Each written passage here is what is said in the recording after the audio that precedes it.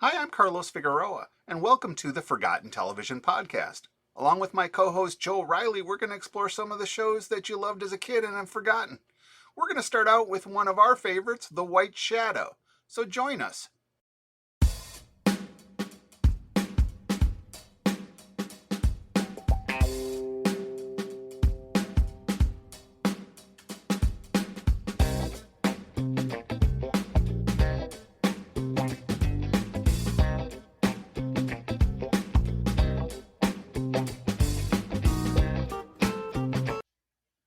How you doing, Joe Riley?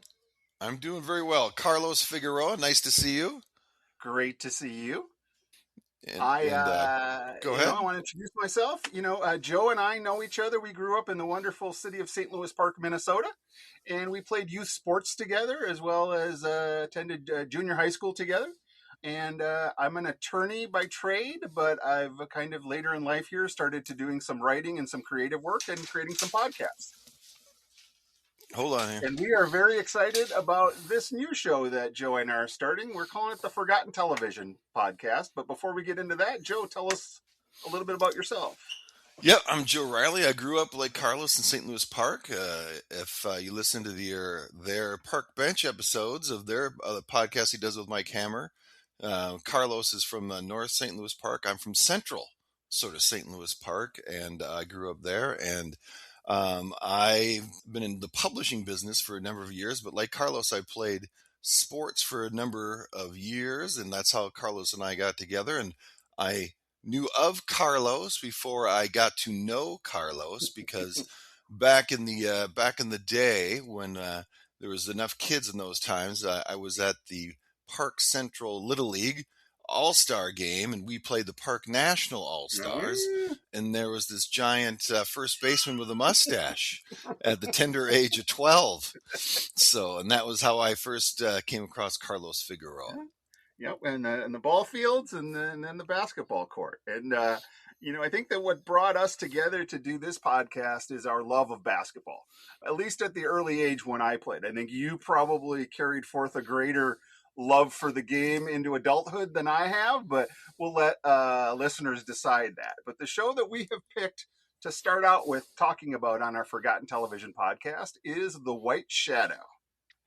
Yes, The White Shadow. It came out November 27th, which was a Monday in 1979, and it was, or was it 78 actually? 78 was the pilot, 78. yeah. I would have been right before my 13th birthday, 3 weeks, and so this was sort of appointment must-see TV at the time for Carlos and I. And I, who was a big basketball player, I played with Carlos on a traveling team in St. Louis Park, and then also in high school, and then I also played 2 years in college. So basketball has always sort of been an important piece for me too, as well. And Joe knows me. My parents are from Cuba, so I grew up in a baseball household. But at a very, very young age, I was very tall. As Joe said, I was the 12-year-old with the mustache at first base. So basketball came easy to me because I may have had a 10% shooting percentage, but I got all my own rebounds. So I love basketball at the time. And then there was a show. TV at that time. I don't think people realized there weren't very many options. There weren't. And back then, as I was telling Carlos earlier, there was just a few channels, 11, 9, 5, 4, and 2, which was the PBS station. And we didn't get a VHS player until 1985. So in 78, you either watched the show live on Monday nights or saw it summertime. And reruns. Yeah. So that was kind of how you looked at this too, as well. Yeah. So, and being a sports guy, and I don't know about you, but at 13, the concept of TV seasons and TV schedules and reruns, I wasn't exactly following it. There's a lot more important stuff to figure out when you're 13 years old. Exactly. If you missed it, you probably missed it, and there was nothing beyond that. But White Shadow was appointment television for me. I thought that they were the coolest guys. And let's maybe talk about what the show is. The White Shadow starred an actor by the name of Ken Howard. You probably recognize Ken Howard if you saw him. He has been in numerous things. He stars in the show. In the show, he's a professional basketball player who, due to an injury, can no longer play professional basketball. And so an old college friend of his, who happens to be the principal of a high school in South Central Los Angeles, somehow talks him into moving from Chicago to Los Angeles and being the basketball coach of this group of misfits, we'll say. Yeah. And the first plot hole is when the principal comes and visits our good friend Ken Reeves in Chicago. It's the middle Yeah. of winter, and they refer to it as such in the show. And of course, Ken doesn't. You don't start basketball in the middle of winter, so Yeah. the next thing you know, he's starting to coach, and it must be the next fall. But not really much is said about that big time gap You see, between when you that's what saw bothered him. you. What bothered me is how quickly he goes from being an NBA coach, hey, or an NBA player, to hey, I'm gonna be, because I don't know. I'm gonna guess that high school basketball coaches in Los Angeles in 1979 made, I don't know, 18 grand a year. I would imagine the Bulls paid more, but maybe he budgeted his money and it wasn't an issue. So that, and Yeah, I think. Go ahead. the Yeah. other thing, and we've dived into the pilot, and we'll come back and give it some proper attention. But one thing that bothered me, the thing that bothered me most, and these are things that when I was 13 went way over my head. He goes out as he's lamenting the end of his NBA career, out on the court in a full suit, which is, all right. I mean, a lot of players, dress up nice, but he's in his dress shoes and he's on the court. And that's a no-no. You don't do that. That's Everybody knew you don't wear your dress shoes on the basketball court, and that really bothered me. And I don't think I noticed it when I was 13 years old. Funny you should mention that because when I watched it recently, it gave me a little twinge. Like, boy, would whoever the janitor was would get all over me Exactly. if that was Those the black marks are issue. hard. They're hard to get out. So, but no, it's being crazy about sports. This is why that show was important to Yeah. me. And we didn't have a lot of sports shows that were preceded this, but there were some. So I wanted to kind of give Carlos a little bit of some trivia of some of the Oh, sports perfect. All right. ones. And I'm going to start with a basketball one and fairly obscure. Do you Okay. prefer that I give you the title of the show or give you the description and see if you can name the show? You know what? I'm going to go with the description. All right, that's a good choice. Okay. All right, so this was just an hour-long show of all different types of stories, but this one happened to be about basketball. And the description is a high schooler, Judge Reinhold of Beverly Hills Oh, Cop sure, fame. sure. I would have gone with Fast Times at Ridgemont High, but yeah, same guy. Yep, becomes good friends with shy new classmate Jeannie Maury, who has just come with their family from Vietnam. Through their tightly knit friendship, she opens up and realizes the struggles that she and her family face as they adapt to the American culture. Inspired by her story, but blinded by what only the two of them understand on a humanitarian level, he writes an acoustic guitar song he titles A Step Too Slow. And just to explain that, he is on the basketball team, and in junior year, he was a star. But with some new players coming on board, they want to go run and gun, and he gets cut. And so this is his What creative year did, can I outlet. can I ask what year this aired? 1981. Man, The I answer has already been given to you by in the description. I got nothing. I got It is nothing, called Joe. A Step Too Slow. A It's a step too it's a jangly tune. I don't know if this is on slow. but that's too as So well. was And that then just like that was like the name of the show, and then they had lots of different stories. So it wasn't yeah, about so different basketball all the stories, time. but not about basketball, but it could be about Okay, anything too as all right. well. Another big one that I it was mean, yeah, go ahead. oh no, the only real basketball representation I remember from the era is from a movie, the Robbie Benson movie. Oh yes, yes, yes, yes. It now escapes my name, but basically talking about NCAA violations is what they did. One on Yep, one, maybe. one on one, correct. Yeah, Yep. yeah, that was a fun movie. The basketball was kind of, which And I then think, yeah, I'll give you some quick ones here too. yeah. So then there's James Caan and Billy D. Williams starred as Chicago Bears Oh yeah, I football mean player. that's Brian's song, my friend. Come on. Oh yes, 1971. Did you know it was that early? I knew it was early '70s, but '71 is probably earlier. I would have guessed probably '72 or '73. All right. The next one was the film stars Michael Moriarty as Henry Wiggin, the team star pitcher, and Robert De Niro as Bruce Pearson, his ill-fated catcher and close friend. And this was sort of the follow-up to Brian's song and kind of the arc of sort of the sad movie. Really? Yeah. Oh, I'm gonna go with the Roy Campanella story. No, was called Bang the Drum Slowly. Bang the Drum Slowly. Okay. 1973, and then this is based on the true story about the relationship between Penn State football player John Capoliati Jr. and his younger brother Joey, who has leukemia. Oh, okay. And then that one was 1977, Something for Joey. Something for Joey. All right. And that was another one that kind of was a big one for me. And then the last one I'll just talk about was another after-school special television show starring Scott Baio and Lance Kerwin as hockey players. And that was The Boy Who Drank Too Much. Oh, one of those after-school specials. Nice. So these were sort of the ones that were formative, and then you took it where it was all basketball and all one thing. Yeah, it was something else. And we didn't have words for it, but it was much more, the plots were much better than a lot of the shows. I mean, it was prestige television before prestige television. I mean, there was substance abuse. There was, police and African American interaction. There's, whatever youthful problems and school problems. And, I mean, it was a silly TV show from the 70s, but some pretty hardcore topics they tackled. I mean, it wasn't just fluff. It wasn't solve a murder in 25 minutes kind of a thing.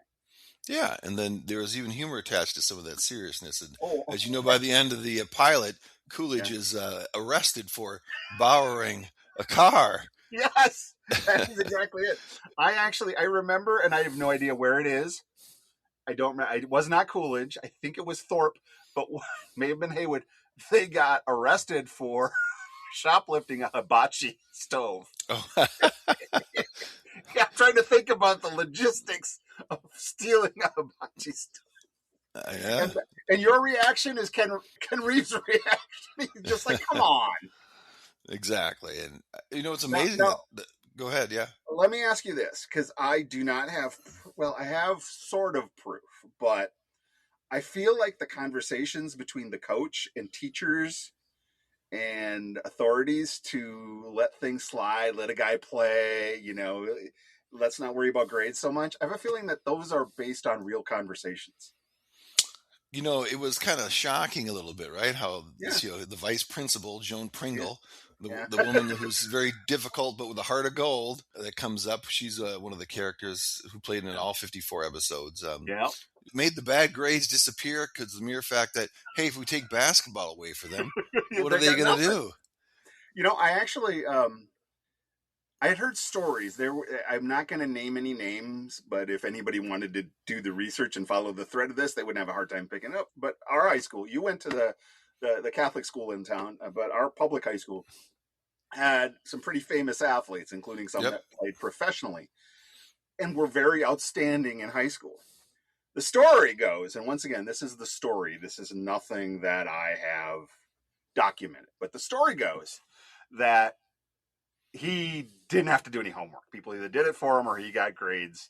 And I'm not shocked by that, because after I had graduated, I had a strong relationship with a teacher, and he needed something he was doing something about don't drink and drive, whatever the kids' version of that is, and he needed some graphics, and I had access to some of my dad's equipment, so I made it. So I'm at the high school, right after classes end. I've already graduated. I'm bringing that stuff, and the counselor kind of steps into the office and says to the teacher, "Well, what are we going to do about Susie?" It's like, well, I don't know. She didn't do the work. It's like, if you fail her, she's just not going to come back. He's like, what are you telling me? He goes, well, if you fail her, she's not going to come back. So you might as well just pass her so she can have the degree. This was not an athlete, but I was witness to that conversation. And so I firmly believe that particularly, thinking about, I don't know, high school football in Texas, that somebody doesn't get benched because they got a D in English. You know what I'm saying? Yeah, there were stories back in 1984, even like Creighton University in Hmm. Nebraska used to be a big powerhouse basketball. Yeah, They kind of ended basketball for a while because one of their players had to go back to the third grade and yeah, learn how to read. wow, yeah. So all of those things, especially in that era of time, Yeah, and this is, was I always like to take time whenever I have an audience, even if it's an audience of one, to rail against the NCAA. And so I'm going to continue to rail against the NCAA because they are making millions off of kids and they don't give a damn. yeah. Um, all these sports make money for people, and it's just not getting. Yeah. Should we take a step back and kind of give a nice big overview of the White Shadow other than the Yeah, coach? absolutely. Why don't you take a crack at Yeah. that? So Ken Reeves is the coach. He, as Carlos mentioned, was played for the Bulls, comes to Central South Los Angeles, and there's a large recurring cast of characters who are his players. There's African Americans, which is the majority, but they also have some Mexican Americans too as well. A Yep, few Caucasian kids, a yep, Caucasian Jewish kid too as well is yep, on the team. So yep. it's a veritable United Nations It is a on this particular team, and it is, and as Carlos has alluded to too as well, they deal with some very serious issues. Carlos talked about drinking, stealing. There's also teen pregnancy that we'll talk about in some of these particular ones too as well. And so it was pretty cutting edge at the time. And as I mentioned, there's 54 episodes over 3 seasons.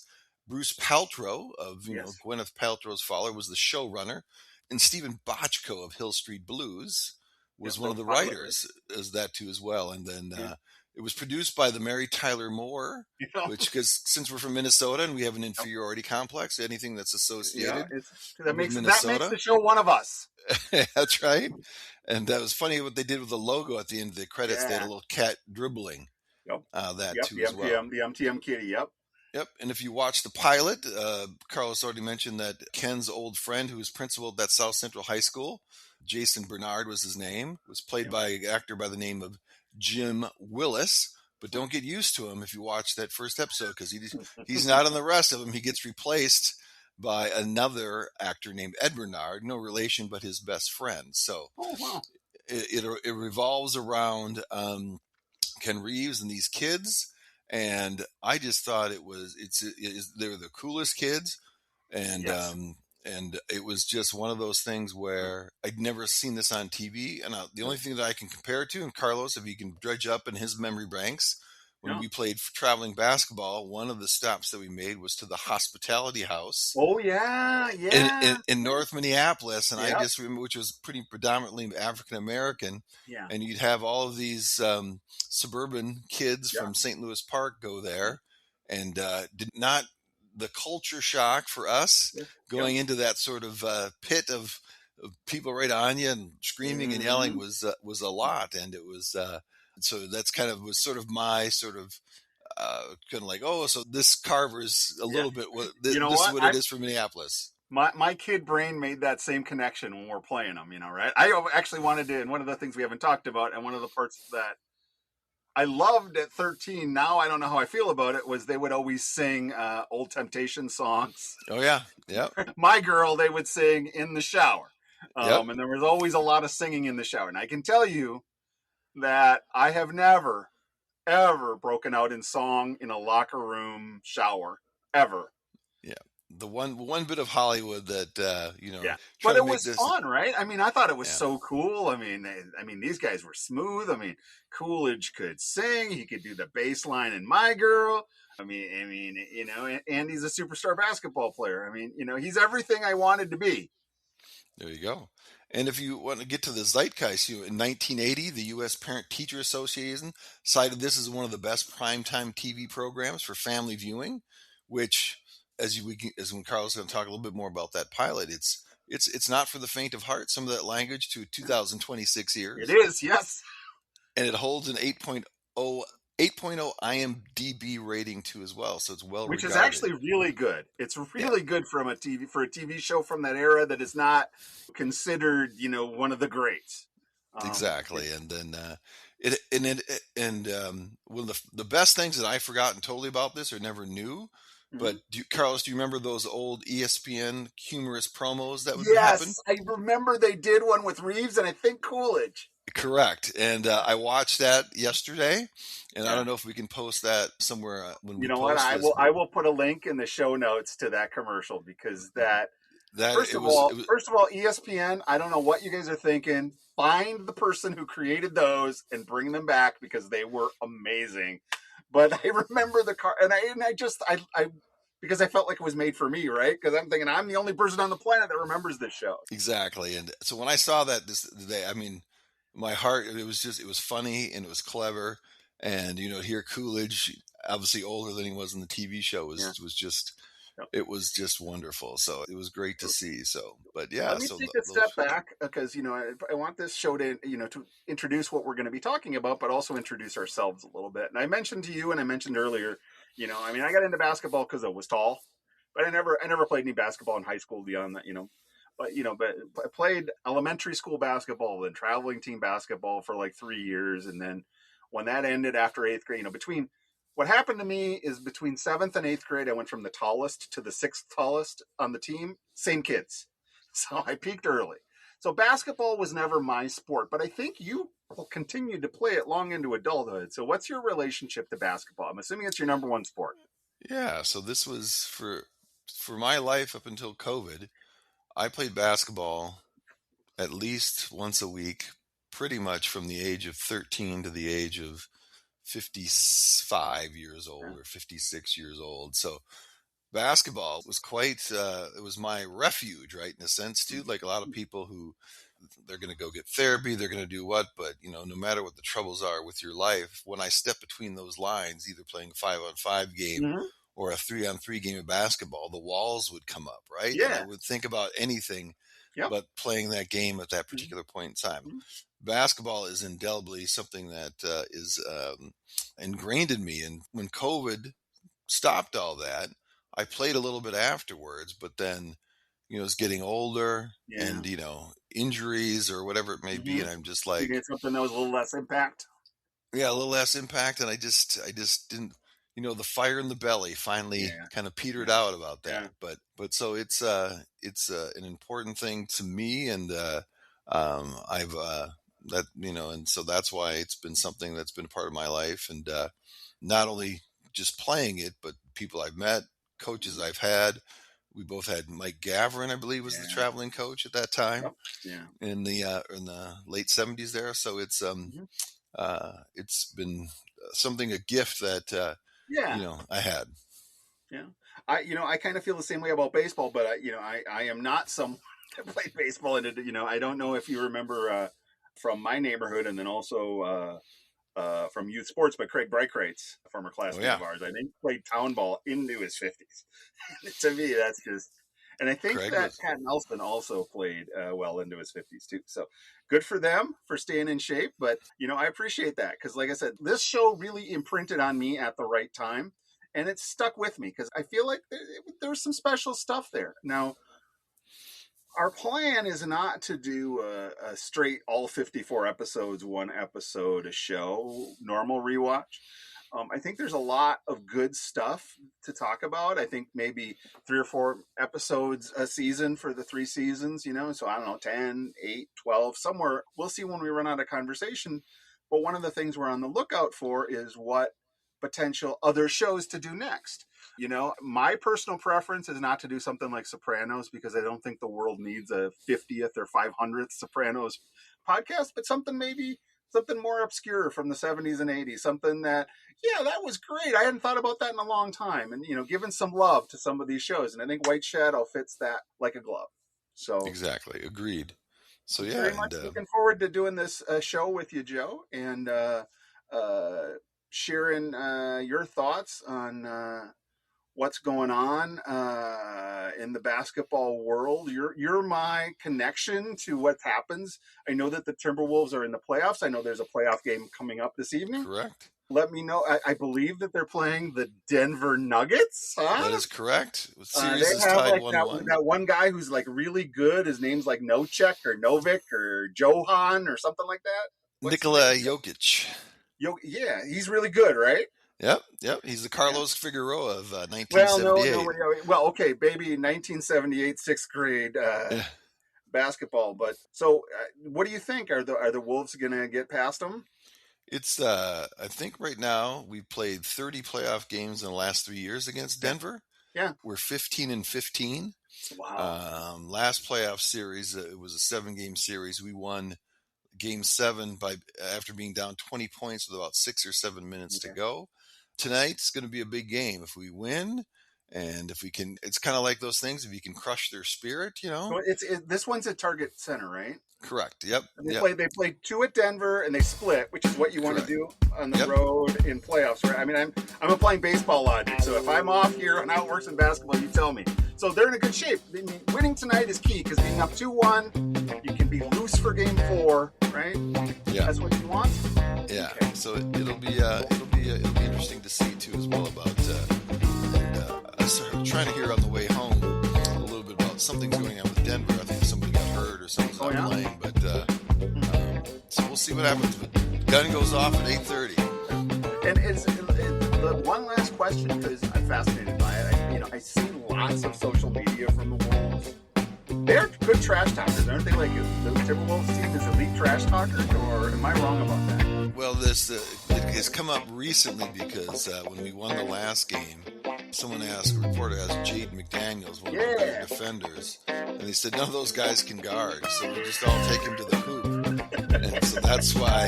And so that's like that's as they would say in any sport, that's bulletin board material. Well, let me see. This will give you how much I'm aware of basketball. To me, the funniest joke that I can throw in there is, "Hey, his name is Dirk," because there's no D in Dirk. That's how current my basketball humor is. So, but I appreciate you keeping me updated. I now have a connection to pro basketball through you. This is our first episode here. I think that we've told the folks who we are and what we're going to try to do with this show. Is there anything that we didn't talk about that you thought maybe we should have included, Joe? No, I think we're good. I know we can get into a little bit about some plot things, who these great characters are, and maybe we'll do that. Maybe we'll start next episode. We'll do the pilot, but then we'll break into here are the kids on the team basically, exactly. and go through that, and then maybe Ken Reeves' introduction because the first time he meets his team, I'm shocked that he didn't go running away.